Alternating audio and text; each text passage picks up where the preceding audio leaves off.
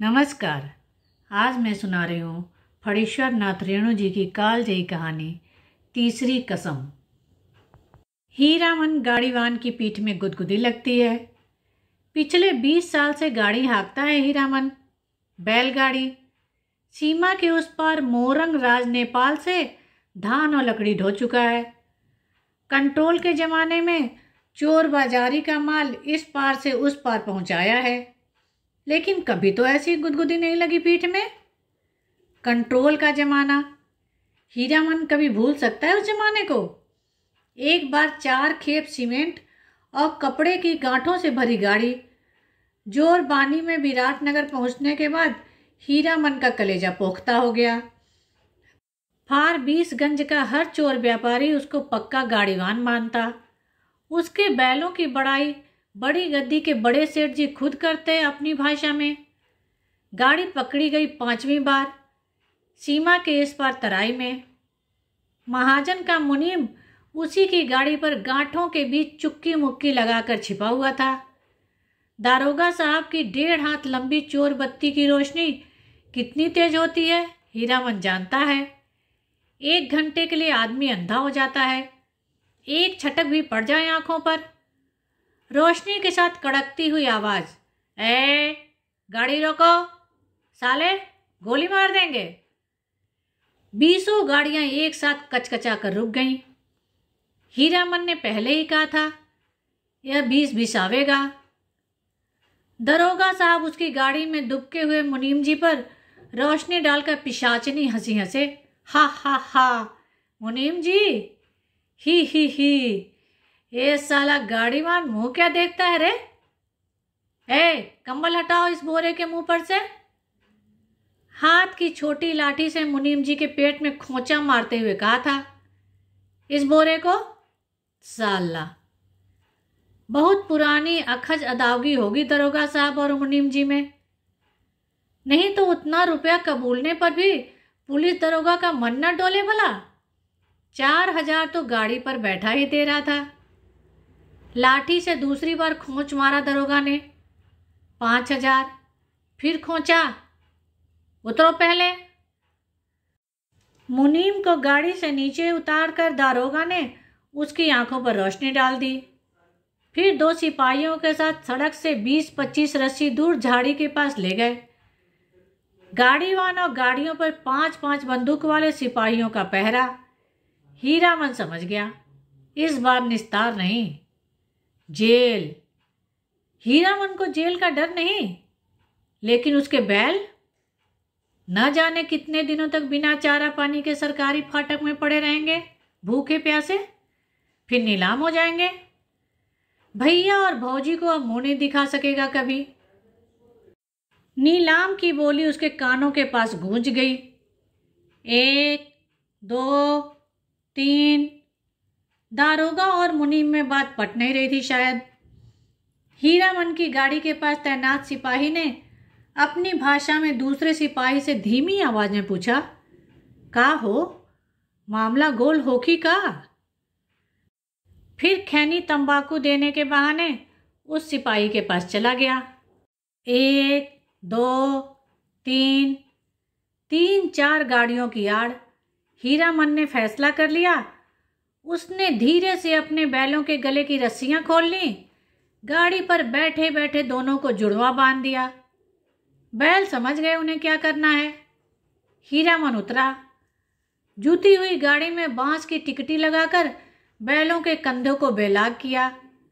दोनों के कानों के पास गुदगुदी लगा दी और मन ही मन बोला, चलो भैयन, जान बचेगी तो ऐसी ऐसी सग्गड़ गाड़ी बहुत मिलेगी। 1, 2, 3, 9, 2, 11। गाड़ियों की आड़ में सड़क के किनारे दूर तक घनी झाड़ी फैली हुई थी। दम साधकर तीनों प्राणियों ने झाड़ी को पार किया बेखटक बेआहट। फिर 1 ले 2 ले दुल्की चाल। दोनों बैल सीना तानकर फिर तराई के घने जंगलों में घुस गए। राह सूंघते, नदी नाला पार करते हुए भागे पूंछ उठाकर। पीछे पीछे हीरामन।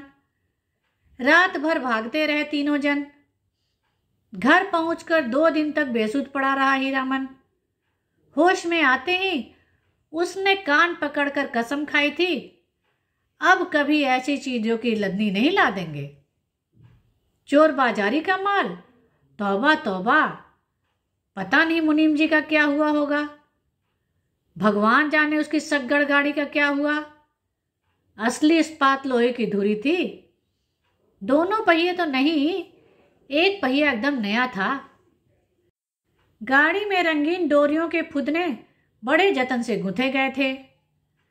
2 कसम खाई है उसने, एक चोर बाजारी का माल नहीं ला देंगे और दूसरी बांस। अपने हर भाड़ेदार से वह पहले ही पूछ लेता है, चोरी चमारी वाली चीज तो नहीं। और बांस, बांस लादने के लिए 50 रुपए भी कोई दे तो हीरामन की गाड़ी नहीं मिलेगी।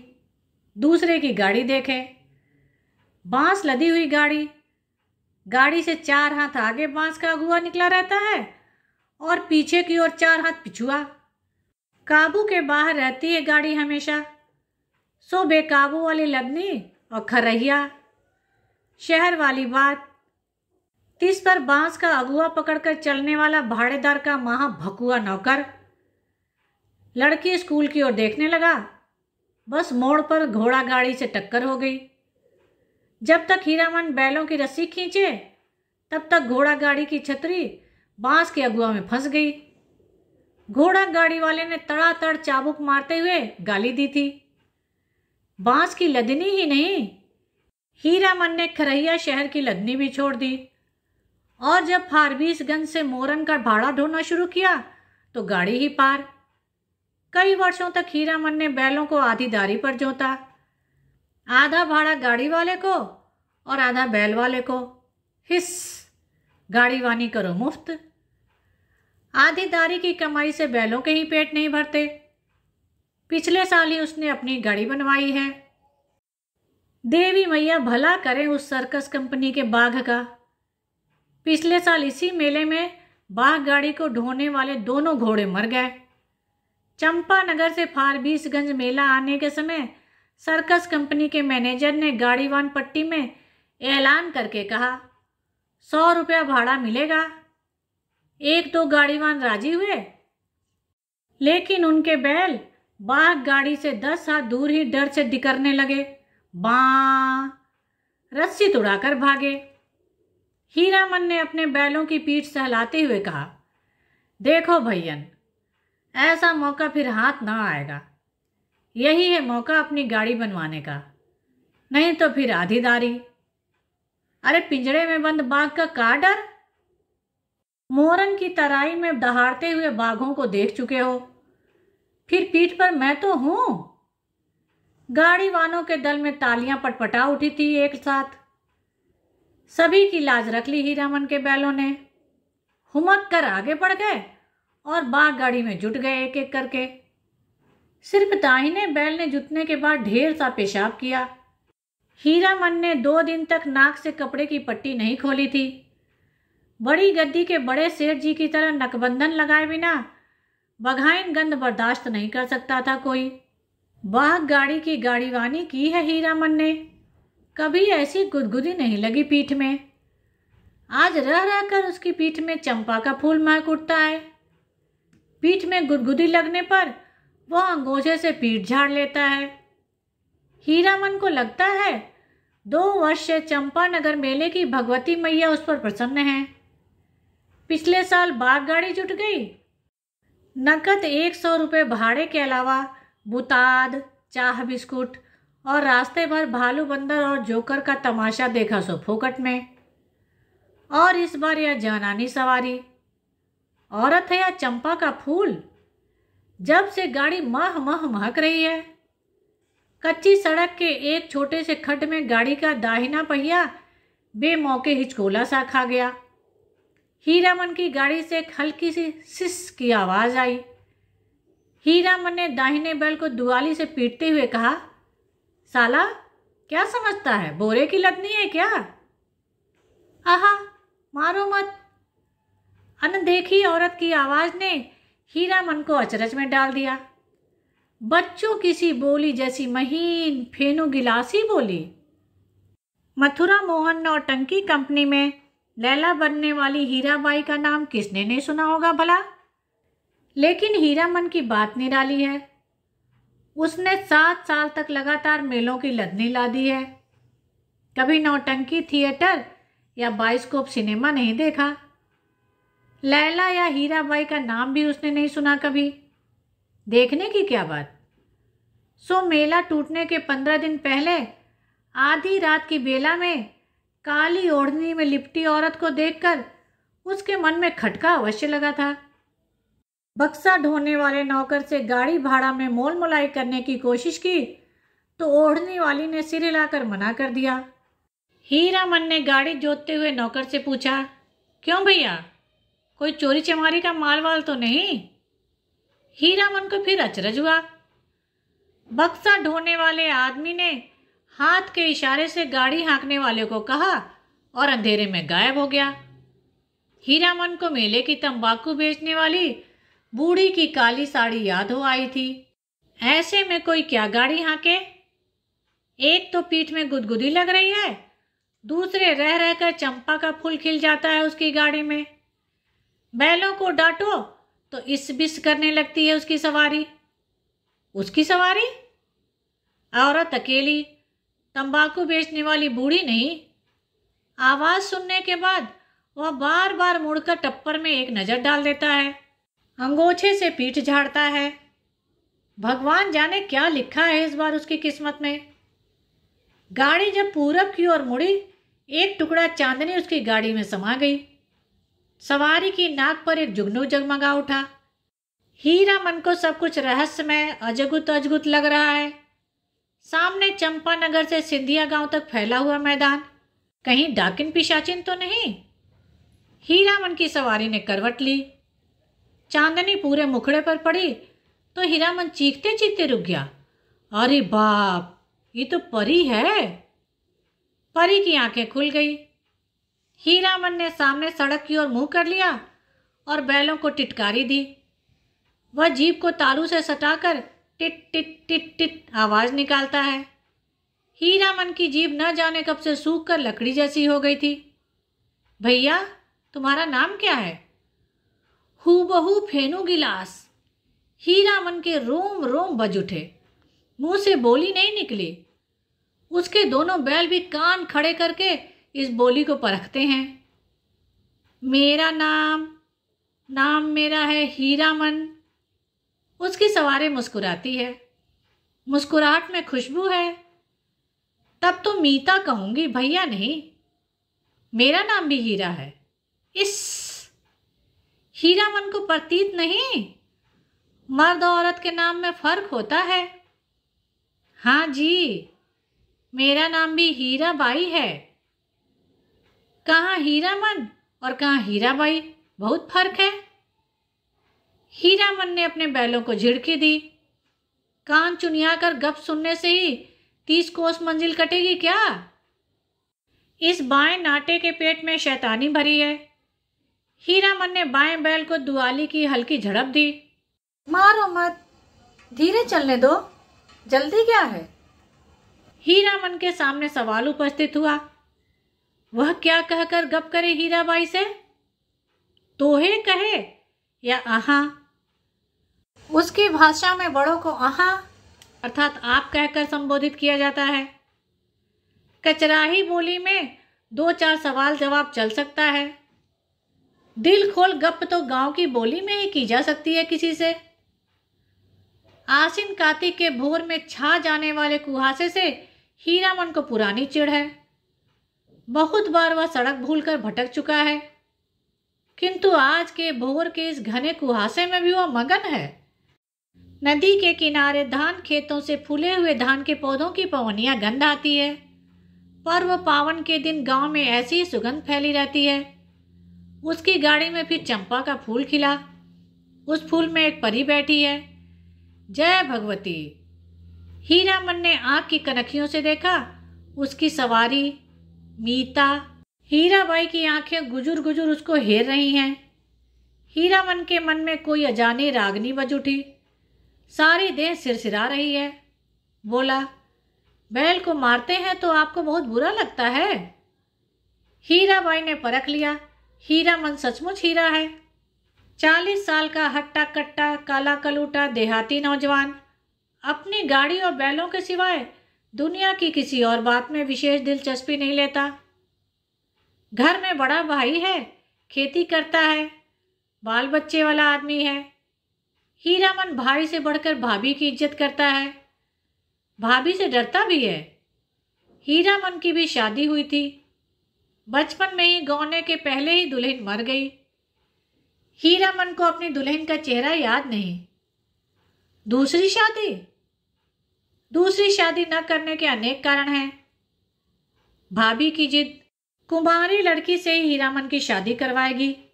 कुमारी का मतलब हुआ 5-7 साल की लड़की। कौन मानता है सरधा कानून? कोई लड़की वाला 2 ब्याहू को अपनी लड़की गरज में पड़ने पर ही दे सकता है। भाभी उसकी 3 सत करके बैठी है सो बैठी है। भाभी के आगे भैया की भी नहीं चलती। अब हीरामन ने तय कर लिया है कि शादी नहीं करेगा। कौन बलाए मोल लेने जाए? ब्याह करके फिर गाड़ी वानी क्या करेगा कोई? और सब कुछ छूट जाए, गाड़ी वानी नहीं छोड़ सकता हीरामन। हीराबाई ने हीरामन के जैसा निश्चल आदमी बहुत कम देखा है। पूछा, आपका घर कौन जिला में पड़ता है?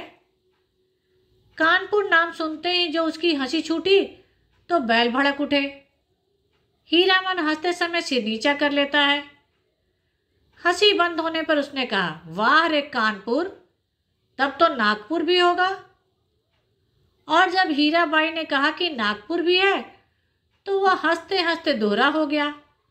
वाह रे दुनिया, क्या क्या नाम होता है, कानपुर, नागपुर। हीरामन ने हीराबाई के कान के फूल को गौर से देखा। नाक की नकछवी के नख देखकर सिहर उठा। लहू की बूंद।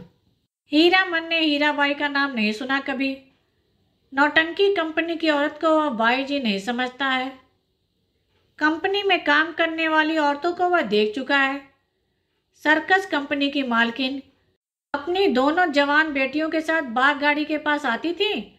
बाग को चारा पानी देती थी, प्यार भी करती थी खूब। हीरामन के बैलों को भी डबल रोटी बिस्कुट खिलाया करती थी बड़ी बेटी। हीरामन होशियार है। कुहासा छटते ही अपनी चादर से टप्पर में पर्दा कर दिया। बस 2 घंटा, उसके बाद रास्ता चलना मुश्किल है। कार्तिक की सुबह की धूल आप बर्दाश्त न कर सकिएगा। कजरी नदी के किनारे तेगछिया के पास गाड़ी लगा देंगे, दोपहरिया काट कर। सामने से आती हुई गाड़ी को दूर से ही देखकर वह सतर्क हो गया। लीक और बैलों पर ध्यान लगाकर बैठ गया। राह काटते हुए गाड़ीवान ने पूछा, मेला टूट रहा है क्या भाई? हीरामन ने जवाब दिया, वह मेले की बात नहीं जानता। उसकी गाड़ी पर बिदागी यानी नैहर या ससुराल जाती हुई लड़की है। न जाने किस गांव का नाम बता दिया हीरामन ने। छतापुर पचीरा कहाँ है? कहीं हो, यह लेकर आप क्या करिएगा? हीरामन अपनी चतुराई पर हंसा। पर्दा डाल देने पर भी पीठ में गुदगुदी लगती है। हीरामन पर्दे के छेद से देखता है। हीराबाई एक दिया सलाई की डिब्बी के बराबर आईने में अपने दांत देख रही हैं। मदनपुर मेले में एक बार बैलों को नन्ही चित्ती कौड़ियों की माला खरीदी थी हीरामन ने। छोटी छोटी नन्ही नन्ही कौड़ियों की पात। तेगछिया के तीनों पेड़ दूर से ही दिखलाई पड़ते हैं। हीरामन ने पर्दे को जरा सरकाते हुए कहा, देखिए यही है तेगछिया। 2 पेड़ जटामासी बड़ है और एक उस फूल का क्या नाम है, आपके कुर्ते पर जैसा फूल छपा हुआ है वैसा ही, खूब महकता है। 2 कोस दूर तक गंध जाती है। उस फूल को खमीरा तंबाकू में डालकर पीते भी हैं लोग। और उस अमराई की आड़ से कई मकान दिखाई पड़ते हैं। वहां कोई गांव है या मंदिर? हीरामन ने बीड़ी सुलगाने से पहले पूछा, बीड़ी पिए? आपको गंध तो नहीं लगेगी? वही है नाम लगा ड्योढ़ी। जिस राजा के मेले से हम लोग आ रहे हैं उसी का दियात गोतिया है। जार जमाना। हीरामन ने जार जमाना कहकर बात को चाशनी में डाल दिया। हीराबाई ने टप्पर के पर्दे को तिरछे खोस दिया। कौन जमाना? ठुड्डी पर हाथ रखकर साग्रह बोली। नाम लगा डोरी का जमाना। क्या था और क्या से क्या हो गया? हीरामन गप रसाने का भेद जानता है। हीराबाई बोली, तुमने देखा था वह जमाना? देखा नहीं, सुना है। राज कैसे गया? बड़ी हैफ वाली कहानी है। सुनते हैं घर में देवता ने जन्म ले लिया। कहिए भला, देवता आखिर देवता है या नहीं? इंद्रासन छोड़कर मृत्यु भुवन में जन्म ले ले तो उसका तेज कैसे संभाल सकता है कोई? सूरजमुखी फूल की तरह माथे के पास तेज खिला रहता, लेकिन नजर का फेर किसी ने नहीं पहचाना। एक बार उपलैन में लाट साहब में लाटनी के हवा गाड़ी से आए थे। लाटनी भी नहीं पहचाना, पहचाना आखिर लटनी ने। सूरजमुखी तेज देखते ही बोल उठी, ए मैन, राजा साहब सुनो, यह आदमी का बच्चा नहीं है, देवता है। हीरामन ने लाटनी की बोली की नकल उतारते समय खूब डैम फैट लैट किया। हीराबाई दिल खोलकर हंसी। इस समय उसकी सारी देह दुलकती है। हीराबाई ने अपनी ओढ़नी ठीक कर ली। तब उसके बाद क्या हुआ मीता? इस कथा सुनने का बड़ा शौक है आपको। लेकिन काला आदमी, राजा क्या महाराजा जो भी हो जाए, रहेगा काला आदमी ही। साहब के जैसी अक्ल कहाँ से पाएगा? हंसकर बात उड़ा दी सभी ने। तब रानी को बार बार सपने देने लगा देवता। सेवा नहीं कर सकते तो जाने दो, नहीं रहेंगे तुम्हारे यहाँ। इसके बाद देवता का खेल शुरू हुआ। सबसे पहले दोनों दंतार हाथी मरे, फिर घोड़ा, फिर पटपटांग। पटपटांग क्या है? हीरामन का मन पल पल में बदल रहा है। मन में सतरंगा छाता धीरे धीरे खिल रहा है। उसको लगता है उसकी गाड़ी पर देवकुल की औरत सवार है। देवता आखिर देवता है। पटपटांग, धन दौलत, माल मवेशी सब साफ। देवता इंद्रासन चला गया। हीराबाई ने ओझल होते हुए मंदिर के कंगूरे की ओर देखकर लंबी सांस ली। लेकिन देवता ने जाते जाते कहा, इस राज में कभी एक छोड़कर दो बेटा नहीं होगा। धन हम अपने साथ ले जा रहे हैं, गुण छोड़ जाते हैं। देवता के साथ सभी देवी देव चले गए, सिर्फ सरस्वती मैया रह गई, उसी का मंदिर है। देशी घोड़े पर पाट के बोझ लदे हुए बनियों को आते देखकर हीरामन ने टप्पर के पर्दे को गिरा दिया। बैलों को ललकार कर विदेशिया नाच का वंदना गीत गाने लगा। जय मैया सरस्वती, अर्जी करत बानी, हमरा पर होखू सहाय, हे मैया हमरा पर होखू सहाय। घुड़लद्दे बनियों से हीरामन ने हुलस कर पूछा, क्या भाव पटुआ खरीदते हैं महाजन? लंगड़े घोड़े वाले बनिए ने बटगमनी जवाब दिया, नीचे 27-28, ऊपर 30, जैसा माल वैसा भाव। जवान बनिए ने पूछा, मेले का क्या हाल चाल है भाई? कौन नौटंकी कंपनी का खेल हो रहा है, रौता कंपनी या मथुरा मोहन? मेले का हाल मेला वाला जाने। हीरामन ने फिर छतापुरा पचीरा का नाम लिया। सूरज 2 बांस ऊपर आ गया था। हीरामन अपने बैलों से बात करने लगा। 1 कोस जमीन, जरा दम बांध कर चलो, प्याज की बेला हो गई है ना? याद है उस बार तेगछिया के पास सर्कस कंपनी के जोकर और बंदर नचाने वाला साहब में झगड़ा हो गया था। जो करवा ठीक बंदर की तरह दांत किटकिटाकर किकरियाने लगता। ना जाने किस किस देश मुल्क के आदमी आते हैं। हीरामन ने फिर पर्दे के छेद से देखा। हीराबाई एक कागज के टुकड़े पर आंख गड़ाकर बैठी हैं। हीरामन का मन आज हल्के सुर में बंधा है।